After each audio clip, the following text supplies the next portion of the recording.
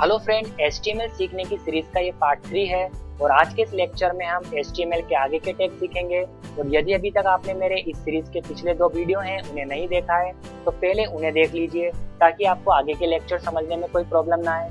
तो चलिए शुरू करते हैं। मैं हूं अभिषेक और आप देख रहे हैं माइक्रो सॉल्यूशन।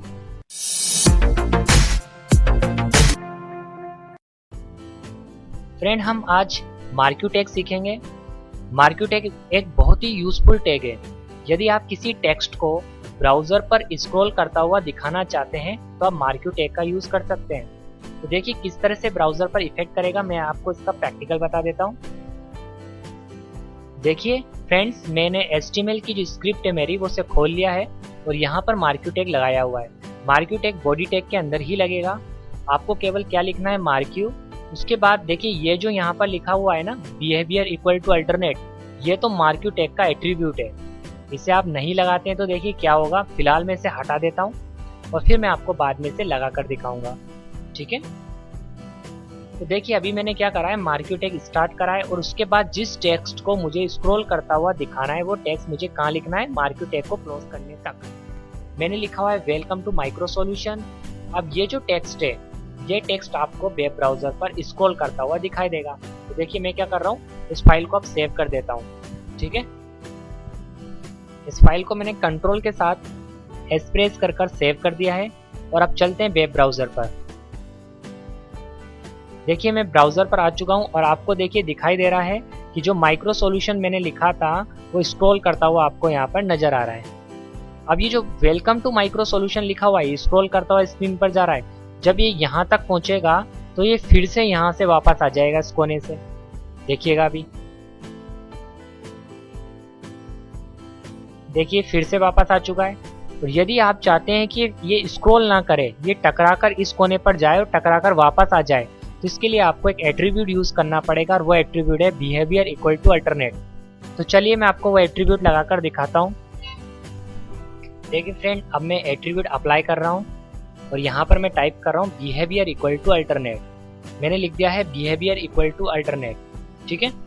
और अब मैं इसे सेव कर आपको इसका आउटपुट दिखाता हूँ। देखिए हम ब्राउजर पर आ चुके हैं और मैंने इसे रिफ्रेश कर दिया है। अब देखिए क्या होगा, ये इस कोने तक जाएगा और टकराकर वापस आ जाएगा। देखिए फ्रेंड, ये कोने तक गया है और टकराकर वापस आ चुका है। तो इसका यूज आप इसलिए कर सकते हैं कि यदि आपको कोई टेक्स्ट को स्क्रॉल करते हुए दिखाना है, इससे आपका वेब पेज और अट्रैक्टिव लगेगा और अच्छा लगेगा, तो आप मार्क्यू टैग का यूज करें, अपने वेब पेज को अट्रैक्टिव बनाएं, ठीक है। चलिए अब आगे के टैग समझते हैं। जो नेक्स्ट टैग है वो है इमेज टैग। इमेज टैग का यूज करते हुए आप क्या कर सकते हैं कि वेब ब्राउजर पर यदि आपको कोई इमेज दिखानी है, कोई इमेज लगानी है, तो आप इमेज टैग का यूज करें और आप वेब ब्राउजर पर इमेज लगाएं। अब आप सोच रहे होंगे कि इमेज टैग तो इमेज लगाना तो हम बॉडी टैग के अंदर बैकग्राउंड टैग लगाकर भी सीख चुके हैं। तो देखिए दोनों टैग में क्या डिफरेंस है। बॉडी टैग से जो आप बैकग्राउंड लगाते हैं वो आपके वेब ब्राउजर पर बैकग्राउंड बन जाता है और जो टेक्स्ट आप लिखते हैं वो उसके ऊपर दिखाई देता है। लेकिन इमेज टैग से जो इमेज आप लगाते हैं वो बैकग्राउंड में नहीं जाती है, वो जिस जगह आप लगाते हो वहीं पर अप्लाई हो जाती है और जो टेक्स्ट आप लिखते हो उसके बाद वो उसके नीचे दिखाई देता है। इट मीन्स वो बैकग्राउंड बनाने के लिए और ये इमेज लगाने के लिए, ये दोनों में डिफरेंस है। तो चलिए इसका प्रैक्टिकल दिखाता हूँ। देखिए फ्रेंड, IMG SRC टैग किस तरह से काम करेगा मैं आपको बताता हूँ। सबसे पहले आपको IMG SRC लिखना है, फिर आपको इक्वल लगाना है, फिर डबल इंट कॉमा स्टार्ट करना है और उस फोल्डर का नाम देना है जिस फोल्डर में आपकी इमेजेस स्टोर है। तो मेरी जो इमेज है वो इमेजेस नाम के फोल्डर के अंदर स्टोर है, तो मैंने उस फोल्डर का नाम दे दिया। देन स्लेश लगाना है आपको और उस इमेज का नाम देना है। ये जो मेरा 1 लिखा हुआ है यहाँ पर, ये उस इमेज का नाम है जो मैंने यहाँ पर अप्लाई करी है और .jpg उसका एक्सटेंशन है। एक्सटेंशन लगाकर मैंने यहाँ पर इमेज को पूरा अप्लाई कर दिया है, ठीक है। फिर आप कितनी बड़ी इमेज चाहते हैं, जो वॉलपेपर या इमेज आप लगा रहे हैं हो सकता है उसकी साइज काफी बड़ी हो। अब आप पूरी स्क्रीन पर नहीं लगाना चाहते हैं तो आप विड्थ एंड हाइट एट्रीब्यूट का यूज करते हुए आप इमेज की साइज को कम कर सकते हैं। तो मैंने विड्थ दे दिया है 400 और जो हाइट है वो दे दिया है 200। इससे मेरी इमेज 400-200 इंच की हो जाएगी और आपको वहां पर देखिए किस तरह से इफेक्ट करेगी वेब ब्राउजर पर। मैं इसको दिखा देता हूँ। मैंने यहाँ से क्या करा है, इसे सेव कर दिया है। सेव करने के बाद चलिए वेब ब्राउजर पर चलते हैं। देखिए हम वेब ब्राउजर पर आ चुके हैं। अब मैं इसे रिफ्रेश कर देता हूँ। रिफ्रेश करने के लिए मैं F5 कीबोर्ड से प्रेस कर रहा हूँ। F5 बटन मैंने दबाया तो देखिए आपको इमेज यहाँ पर दिखाई दे रही है। इसकी जो साइज आ रही है वो जो मैंने विड्थ एंड हाइट में दी थी उसके अकॉर्डिंग आ रही है। यदि आप विड्थ एंड हाइट बढ़ा देंगे तो ये इमेज और बड़ी हो जाएगी। तो ये था हमारा इमेज टैग।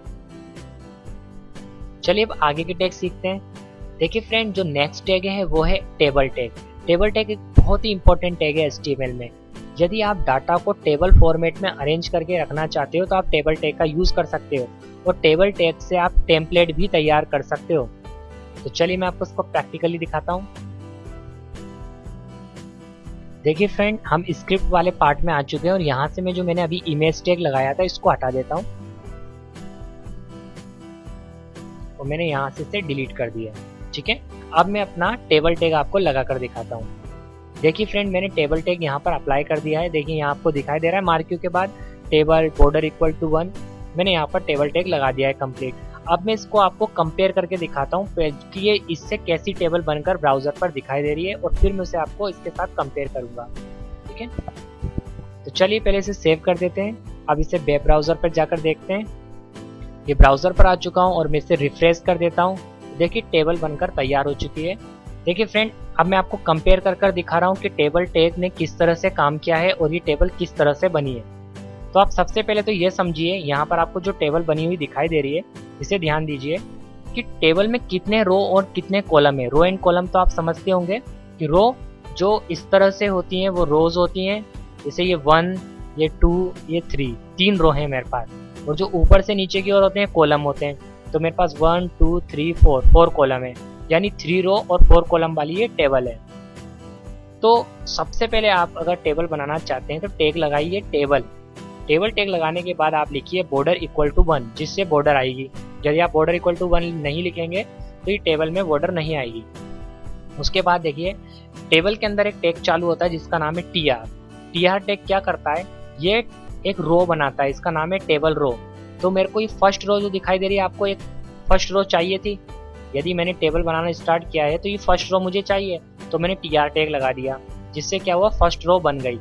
उसके बाद अभी आप ये मत देखिएगा कि इसमें लिखा हुआ है कॉल स्पेन इक्वल टू 4। आप ये सोचिए कि इसमें ये है ही नहीं। मैं इसको देखिए यहाँ से हटा देता हूँ, यहाँ से मैं इसे कट कर रहा हूँ। ठीक है, अब मैं इसको आपको सेव कर दिखाता हूँ और एक बार और इसे रिफ्रेश कर देते हैं आउटपुट को। देखिए मैंने इसे रिफ्रेश कर दिया है और आपको पता लग जाएगा क्लियरली कि क्या हुआ एक्चुअल में। अब फिर से हम कंपेयर करते हैं, देखिए क्या हुआ है।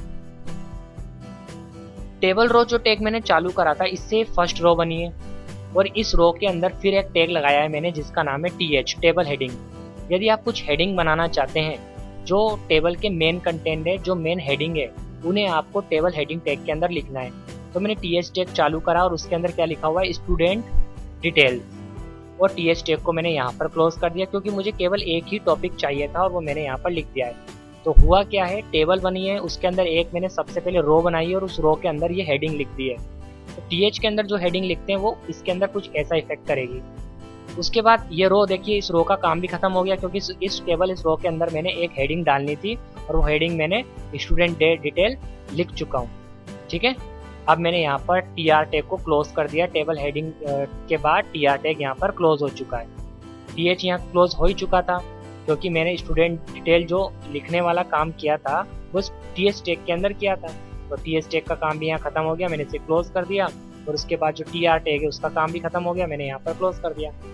अब देखिए क्या हो रहा है, जो सेकंड रो है इसे भी मुझे स्टार्ट करना पड़ेगा। सेकंड रो जहाँ पर serial number, name, class, age लिखी हुई है, तो फिर से मैंने देखिए यहाँ पर इस जगह पर TR टैग स्टार्ट किया है।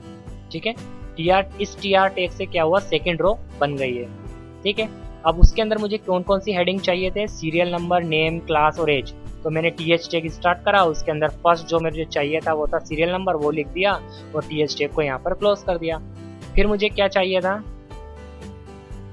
देखिए नेम, तो फिर से मैंने TH टैग स्टार्ट किया और उसके अंदर मैंने नेम लिख दिया। फिर से मैंने TH टैग स्टार्ट किया, उसके अंदर मैंने क्लास लिख दिया। फिर से मैंने TH टैग स्टार्ट किया और उसके अंदर एज लिख दिया और TH टैग को यहाँ पर क्लोज कर दिया।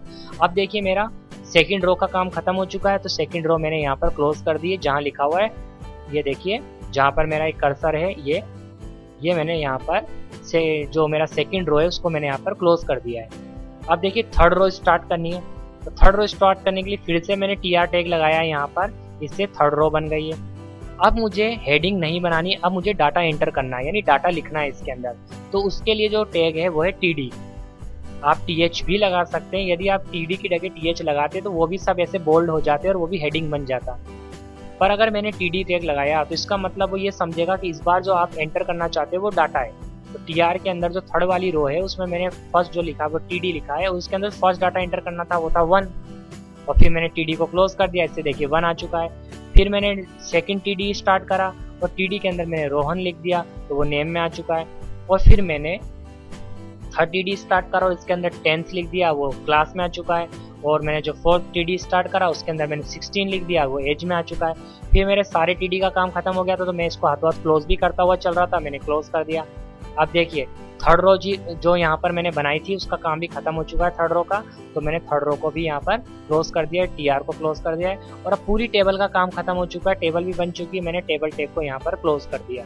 ठीक है, लेकिन आप एक चीज देख रहे होंगे, ये जो स्टूडेंट डिटेल है ये मैं एक ही पूरा मर्ज करना चाहता हूँ। मैं ये जो कॉलम है, कितने कॉलम है मेरे पास, 1 2 3 4, इन 4 कॉलम में से मैं ऊपर वाले सारे पूरी लाइन को मर्ज करना चाहता हूँ। तो मर्ज करने के लिए देखिए क्या करते हैं, आप कहाँ मर्ज करना चाहते हैं, जहाँ स्टूडेंट डिटेल लिखा हुआ है, और स्टूडेंट डिटेल कहाँ लिखा हुआ है, ये यहाँ पर लिखा हुआ है, देखिए इस TH के अंदर लिखा हुआ है। तो आप एक एट्रीब्यूट का यूज कर सकते हैं, वो एट्रीब्यूट है कॉल स्पेन। कॉल स्पेन के अंदर आप जितने भी कॉलम मर्ज करना चाहते हैं उन्हें डबल इंट कोमा लगाकर लिख दीजिए। मुझे कितने रिक्वायरमेंट थी, 1 2 3 4 की रिक्वायरमेंट थी, मैंने यहाँ पर 4 लिख दिया।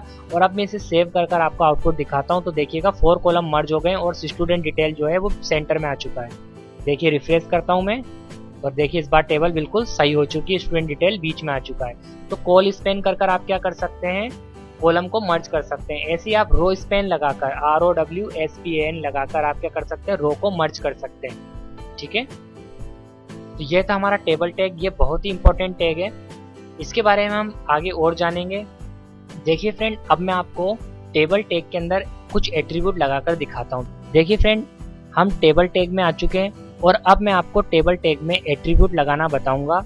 और एट्रीब्यूट कैसे लगाएंगे, देखिए यदि आप टेबल के अंदर कलर चाहते हैं तो क्या करें, आप कलर इक्वल टू रेड लिख दें। और यदि आप टेबल का अलाइनमेंट सेंटर चाहते हैं, आप चाहते हैं टेबल सेंटर में आ जाए, तो अलाइन इक्वल टू सेंटर लिख दें, इससे टेबल सेंटर में आ जाएगी। चलिए मैं आपको सेव करके दिखाता हूँ। देखिए हम वेब ब्राउजर में आ चुके हैं, अब मैं इसे रिफ्रेश कर देता हूँ, तो देखिए सेंटर में आ चुके हैं हम। देखिए जो हमारा एट्रीब्यूट था कलर वो नहीं चला, क्योंकि एक्चुअल में कलर लगाने का जो एट्रीब्यूट है वो है BG कलर, और मैंने क्या लिखा हुआ है, केवल कलर। तो यहाँ पर हम लिख देंगे BG कलर। और अब मैं इसे अगेन सेव करके आपको दिखाता हूँ आउटपुट। ये मैंने रिफ्रेश कर दिया, तो देखिए बैकग्राउंड कलर कैसा हो चुका है, रेड। तो जो एट्रीब्यूट है वो क्या है, BG कलर। ठीक है, तो ये था हमारा टेबल टैग। सो फ्रेंड, आज की वीडियो में केवल इतना ही, फिर मिलेंगे नेक्स्ट वीडियो में। यदि आपको वीडियो पसंद आया तो इसे लाइक करिए, यदि आपको पसंद आया तो आप इसे अपने फेसबुक पेज पर शेयर करिए, और यदि आपने अभी तक मेरे चैनल को सब्सक्राइब नहीं करा तो इसे सब्सक्राइब कर लीजिए, ताकि इस तरह की और भी वीडियो हैं जो आप तक इजीली पहुंच जाए। Thanks for watching.